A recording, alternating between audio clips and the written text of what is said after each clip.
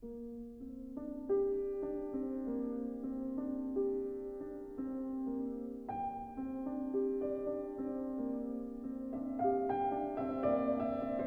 家好，欢迎来到甘举百合。今天我们采访一位不愿意透露姓名的人在中国的跨性别女士。今天我们的话题是在中国大家怎么做 HRT， 怎么样获得 HRT 相关的药物和医疗知识。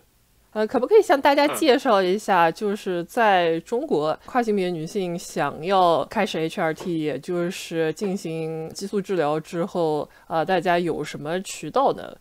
渠道的话，一般就是说明面上就是你家里足够天龙人或者有支持你，你可以去医院开证，去医院开药，对吧？非官方一点，那就是你自己想办法把药物弄到手，然后你自己吃。这个其实我以前有想过，就是有的人他可能真的不会去认真思考，说我该吃什么剂量。他有的人他确实是就有可能瞎吃，有可能他会自己去认真的去搜寻一下资料，去想一想药物服用怎么样是比较科学的 DIY。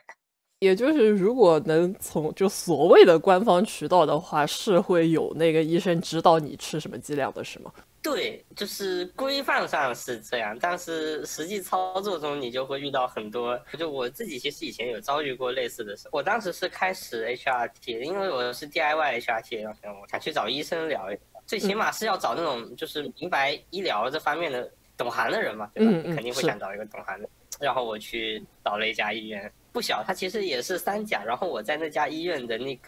就是我在那家医院的科室绕了一下午，是反复经历了，就是从挂号到走进去，医生跟我说你把号退了，我这个看不了。从普通门诊挂到他们科室主任的号，就是好像是挂了3、4次吧，我记得。就一个个都跟我说你去挂我们顶上那个谁谁谁的号然后我去挂到了号之后，他就跟我说你这我看不了。踢皮球，他其实都不懂，就是对你不能也不算踢他，因为他确实不懂，就是你随便找个医院会出现这样的情况。就包括现在大家比较说会去找北京那边的医院，潘柏林他们那边，但他们那边就是你也只有在北京的朋友可以有这个资源，你要不然的话，你想想你跑一趟北京，是你来回你还要住店，这是一个非常大的成本。是的，有些医生，据我所知，就是他不是明面上公开，因为这个事情他很多是靠大家去口口相传，可能有些医生愿意去了解，愿意去提供一些协助，但很多情况他最后会变成，也不能说医生没你懂，他肯定医生的基础知识肯定比一般人，他们专业训练出来的有学过的，基础知识肯定要比一般人要好，但是他很多时候医生跟患者更是存在就是感觉更像是一种，如果他们愿意交流、愿意协助的话，可能更偏向一种就是相互协助交流这样的一个立场。就如果有清楚就是有了解过潘柏林那个医生的朋友，大家应该也会知道，就是他自己写文章，他说他不管自己的患者叫患者，他管自己的患者叫客户这么一个关系啊。国内的医疗他不怎么涉及，不怎么教，大家也不怎么懂，那还是得好好交流，去各自去找资料，就是去实践吧，算是。然后就是 HRT 方面，你能拿到指导，就基本上是，虽然按理来说官方这个情况应该是要有的，但是实际上你在实操中基本上大家都是不懂，所以最后就哪怕你实践了，你多多少少最后还是会转到自己去 DIY 的一个状态。明白了。再说到持证，就大家会说去开疾病诊断嘛，对吧？然后就是异性症诊断，因为在现在国内，据我所知，大部分情况他们那个诊断上面写的还是异性症，就是 GID，就是那个已经废除的那个叫法。就哪怕是现在，我现在看到就是有人他晒出来，就是在一些医院医生他开到的诊断上面写的，他还是异性症，他没有改变。这个跟我记得我是20年的时候我去开了个证，他也是这个样子。然后就是具体，其实明面上你如果我觉得按规定来说，其实你各大精神医院，就是精神卫生中心那种医院的话，或者说医院的精神科，它其实大家都就是从规范来看，我觉得是都可以给你开出来这个证，但是实际操作中，因为这个情况实在是太少了，对吧？然后是什么很影响医院的事情？相反，你如果开出来了，你可能会被家长，你会被一些傻逼家长找上头来，会有这种情况。现在是还要就是家长签字吗？就这个证？如果你是说开证吗？嗯，开证大部分情况我知道的话都不要，然后有一些医生他可能需要你带个家长啊，他觉得你家长在了，你家长都同意了，应该不会来闹了吧？就不会来到就是按国内的程序来，你这个都不应该扯到家长这一环的。你说如果成年人的话，应该不需要是吗？对，因为就大家知道陆贞嘛，之前也有人说过，就是你如果到一定年龄去找他看，他不会跟你说家长的事情。那你如果还小，他自己的小我不是说未成年，他说的我这边说的还小是，你成年了，但是他觉得你还不够大人啊。看他感觉的是吧？对，看他感觉你老不老。有一个留言也是说你要是大一点啊，奔3了奔4了，你去找他，他不会跟你扯家长的事情，就是很奇妙很微妙的一个状态。但是你要知道，就是跨性别者很多人他觉醒，他需要用药的时候，他刚好是成年完那一段时间，甚至是未成年。对，而且大家都觉得是尽量早一些会就是。你如果有这个意识的话，虽然大家说 never late，都不迟，你什么时候开始都不迟，但是你肯定是能早点意识到，早点觉醒，搞定这个事情，那确实是越早越好。感觉跟国内其他所有事情一样，都是就是没有什么很明确的就是做法，大家都要想办法摸清楚里面有什么潜规则啊这样子。对，然后就是我刚刚说的，因为按规范来说，其实医院都能开。我觉得按规矩来说应该是这个开，但是他们会有存在那种就是不敢开，因为确实是不敢，就是怕开了以后会有开的事情，一闹可能一部分，可能人家有家长去把这个事情捅到你上级监管部门啊。这个这已经不是就是单纯的医闹了呀，他这个可能是借着铁拳一起闹了。是的，这个听着就吓人。医闹我觉得就是说可怕多了。是的，对，然后怎么开？具体要怎么开的话，那国内其实他现在不是有 wiki 之类，有人他是在做这个。是 MTF wiki。就是根据我刚刚说的情况，他以前大家其实是都不知道。消息它是很闭塞的，我不知道这个地方能不能开，我不知道这个地方怎么样能开之类的情况。那现在有这个 wiki， 或者说大家底下有各种小圈子啊、小社群啊，消息流传开来的话，很多时候你怎么开，你只能去依靠这些去打听啊、去搜索啊之类的。有些事情它不会明面上写在那，感觉有点像那地下铁道那种感觉。对，然后哪怕就是就不说这些，哪怕它是有一些它不同的医院，它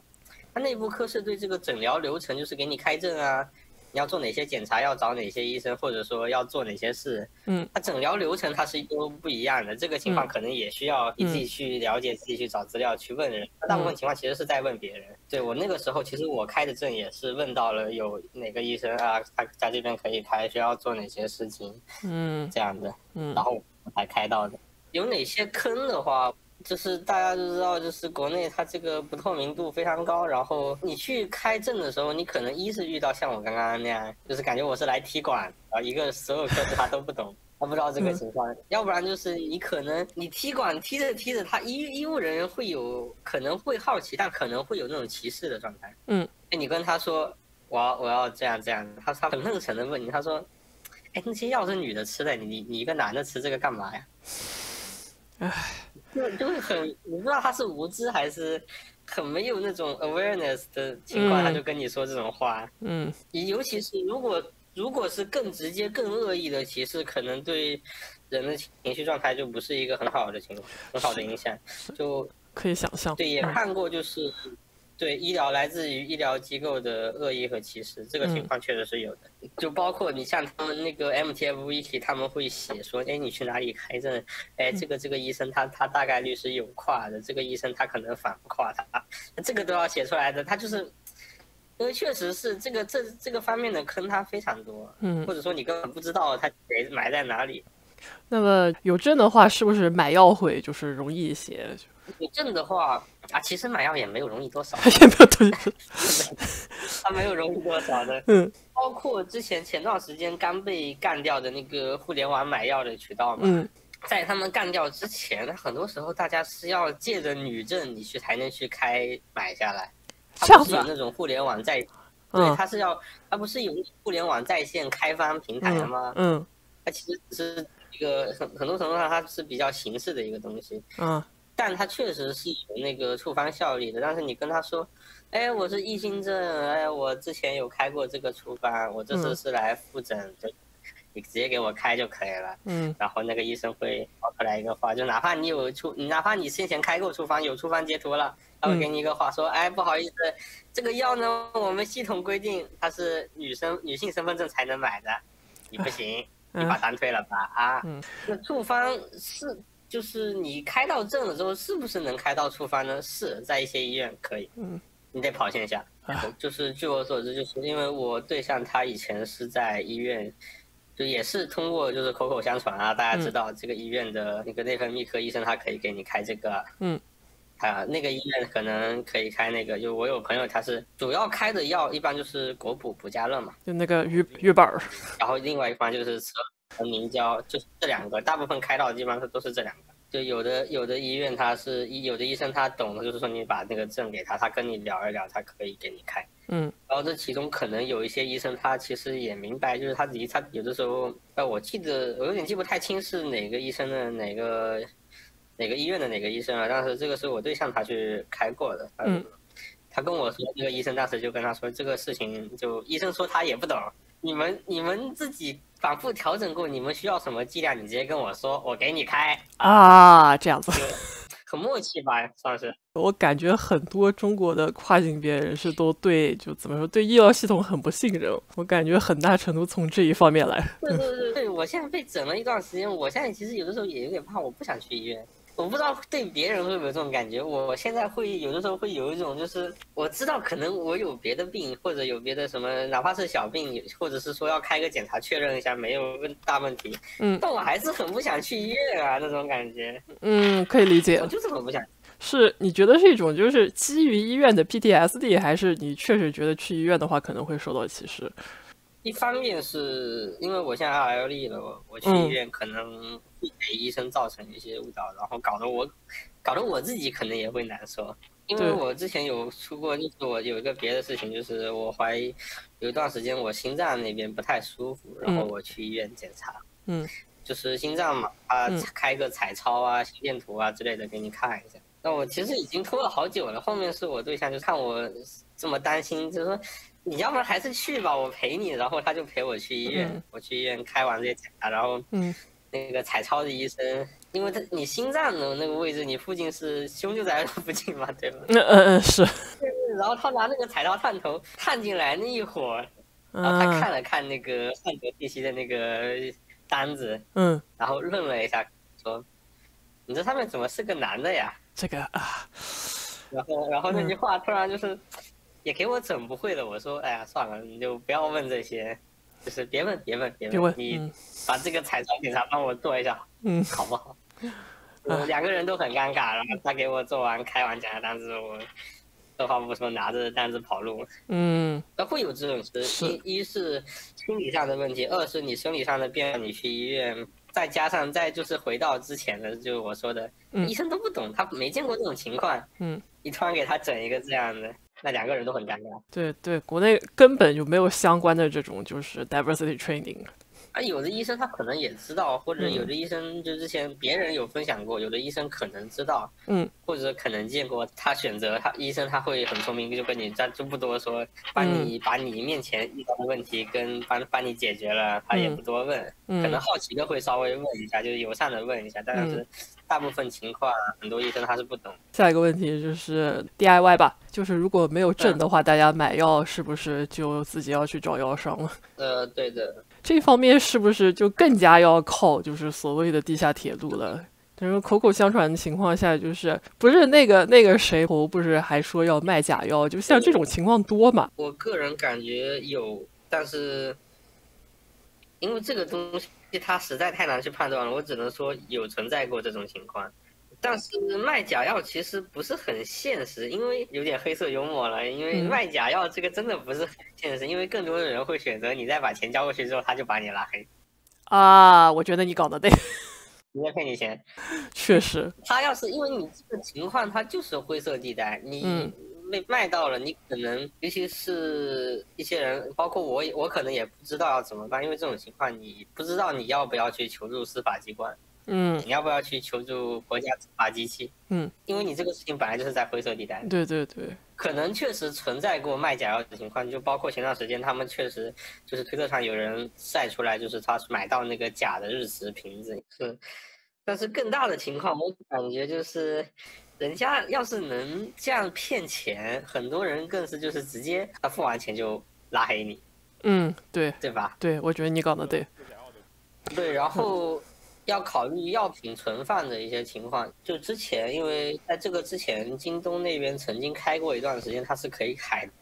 淘到色普龙的，就外面的色普龙，因为海外的色普龙确实比卖的色普龙要便宜一点，哪怕你海淘算上运费之类的一些附加成本，它也是要便宜的。然后有些人就在京东上面买，他们说买到了假色，这个情况不能确证是真的买到了假色，因为色普龙我记得它是有保存温度限制的，就是它高温情况下放久了，它可能会出现失效的情况。这样子，而那段时间它刚好是夏天。对，如果海关运输他们没有保温条件，或者说你通关的时候你就任凭你的包裹被暴晒啊什么情况，或者说你本身通关就条件恶劣，你到家里你又不放进冰箱里，它可能会存在部分失效或者完全失效的情况。对对。但我不能确定是失效呢还是你。我这边是没有就是类似的材料，就是可以佐证任何一种观点，就是两种可能性都存在。海淘的话，一般是从哪个国家过来的？版本的话，大部分都是怎么说呢？就是大家说的新色、土色，就是新西兰那边的色普龙，或者土耳其啊、泰国啊这样的国家，产地或者说售卖版本。但是我这边接触到的绝大情况，它可能是从香港或者澳门海关那边带进来的。对，有些人他可能是找一些药商，也不是就是官方的那些，也不就是那些公司他们自己售卖药物的代理，在香港的代理，就在一些地区的代理方便的话，就想办法把药就是走海关也好弄进来。那说起来，现在香港就是已经没得一国两制了之后，这方面是不是就有没有看到一些受影响的？大家也知道，就是国内这些东西它变化，它不可能说。除了新冠清零突然掉头之外，它其实很多事情它其实是变化的不会这么猛的。就虽然你说一国两制，你说现在没有，就是大家都清楚明面上可能没有一国两制了，再乱来啊，还没来得及开始对你下手啊，可能就还要段时间。你可能还没来得及开始，就是有些变化它跟我们挨不到，就是到我们头上的话就会没啥区别。就比如说。你看，我们现在去香港肯定还要港澳通行证，对吧？哦，那倒是，对。就包括有些东西你该进口的，你肯定还要进口啊，你还要走海关啊。那有些东西它变化可能没有那么快。就哪怕19年那些事情之后，国内它其实还是有不少药物是从香港那边走海关过来的。我也不知道有些药商他就是国内的这种私底下卖药的药商，他有没有能力搞水鬼？但可能管的有点严，因为最近有人在推特上这个。就没办法，都是留言嘛，就是有人在说，他买的比较多的药物，海关不让他放行了，被拦了，要把这个包裹退回去，他过不了关，最近有这样的情况，所以还是得留一点。对，然后药商的话，其实就是基本上就是口口相传啊。其实说是药商，它更像是那种，有人他会私底下拉一个小社群啊，把你组织去。大家一起组织去抢购药物清关，想办法清关带回来。对，现在药商可能我是不怎么去找药商，但可能有人还有这种情况，就是自己在国内囤了很多药，然后当自己不是跨性别，自己没有需求，就直接当药卖。有这样的。对，然后 DIY 以外，它之前是就包括就之前互联网开始禁售前，其实是有一些完全国产化替代的道路，就是你其实不需要找药商，你在美团，你在京东，你去剑客玩，你可以买到补家乐或者雌二醇凝胶。然后抗雄的话，一般是醋酸环丙孕酮，就色普龙。这个国内是有国产替代的，就华典。然后另外就是浣熊，有人会吃螺内酯，但螺内酯我现在听的已经很少有人吃了。然后另外一个比较少吃的就是比卡鲁胺，但比卡鲁胺也是可以国内买的，而且比卡鲁胺的药效会好一点，副作用怎么说呢？就大家都有副作用，这个只能自己衡量，副作用就不一样。但是比卡鲁胺它的优点是你用男性身份证你可以买得到。好，对的。像我刚刚之前说的，你12醇凝胶啊，那个补佳乐啊，还有色普龙啊，它可能就国色，华典、色普龙，可能有些平台就像我之前说的，就是你有处方了，他也不会卖给你的，他需要你有一个女号。对，你周边如果有顺女，如果你愿意借给你身份证的话，你直接拿他身份证直接去买就可以了，他不会就反而会变得一路通畅，就没有什么阻碍。这些是就是指派女性的话，它是就是治 PCOS 之类的是吗？还是就是对 menopause 啊，就对，或者有一些应该是避孕药的，就因为指派女性，她肯定也存在一些激素不太正常、激素平衡的问题。我身边确实有人，因为我朋友，我在学校的一个顺女朋友，她也有这方面的激素问题，然后就我之前跟她调侃过，你吃的药跟我一样。药其实大部分情况还是给顺女用的，对跨性别就是很少一部分。那就像比方顺女用的那个避孕药的成分，我是成分上应该也是雌激素，就是这个有没有大家考虑过怎么样？很少看到有建议说去吃避孕药。那么主播去查了一下，短效避孕药中雌二醇的剂量大概是每天0点几毫克，而跨性别女性所需要的 HRT 剂量每天大概是毫克级的雌二醇，所以呢，这边建议是大家有可能的话，还是不要考虑使用短效避孕药来代替HRT 的药物。那我们来讲一下，就是最近的这个事情吧。网上怎么说，有一大批药物就网上禁止销售或者限制销售了之后，对大家这 HRT 冲击挺大的吧？我觉得不小，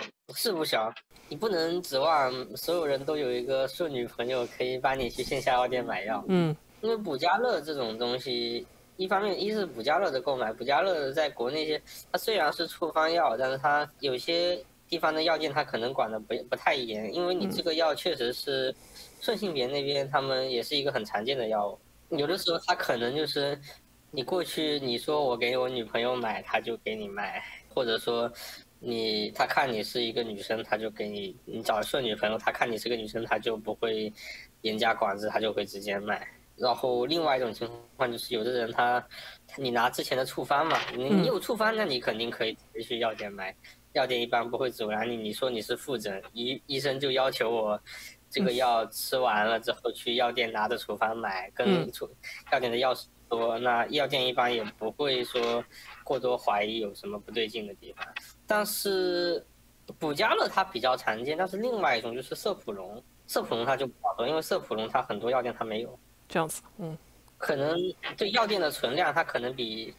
凝胶我不太清楚有没有人去药店买凝胶，好像说凝胶大部分是医院开出来的，但是这方面我不太了解。但是色普龙是，哪怕你去医院可能也开不到，或者比较少。之前有人问过，就是联系过国内生产就华典就生产国色的生产厂家，他就说了说。他们大部分的药物售出是网络渠道卖出去的，那你现在一拳直接把网络购药直接一拳干碎，那有一个大家很害怕的事情，不是说药店买不到药，是生产药品的厂家那边一看你这个药不好卖了，你怎么渠道出去，他就把停了，他不生产了，是有这个情况可能出现的，因为有一段时间国内国产色普龙的产量确实是降低过。甚至差点停产，然后后面产量又恢复了那种情况。有段时间，几年前吧，我不太清楚了，可能有可能也可能只是一些就是留言，就是国内以前的色普龙的产量以前其实已经是有过波动的，对，然后大家对这个事情是比较害怕，因为你补佳乐你可能药店都有，你实在不行。其实这个我可能说的有点说屁话，这个对有些人来说就是比较 privilege。就有人他可能社交障碍或者是一些情况，或者你不能要求每个人都有一个顺女很 supportive 的顺女朋友吧，然后对，这个是很难的，就哪怕我自己说出来好像也要想一想，你万一有人真没有呢？你这样去不是整人吗？有也就是挺不容易的。对，已经给很多一部分人造成了现有的麻烦。那更何况如果影响到就是企业方面不再生产这种药物的话，那问题可能会变得更大一点。我看现在还有什么就是购买工业原料自己回家搞的。对，这个是，但你不能说不好，这个大家都没办法了，你怎么能说人不好呢？不合适。我其实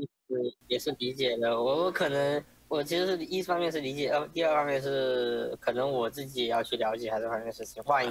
就是真的出现了这样情况，你要考虑 Breaking Bad 了是吗？对。对的，然后包括之前有人提到，就是车二醇原料，他们可能都要打击，原料都要打击，这个情况就很糟糕。对的，就售卖方面是打。这个就很奇怪一件事情，就是因为短效避孕药原料也是雌二醇，所以就是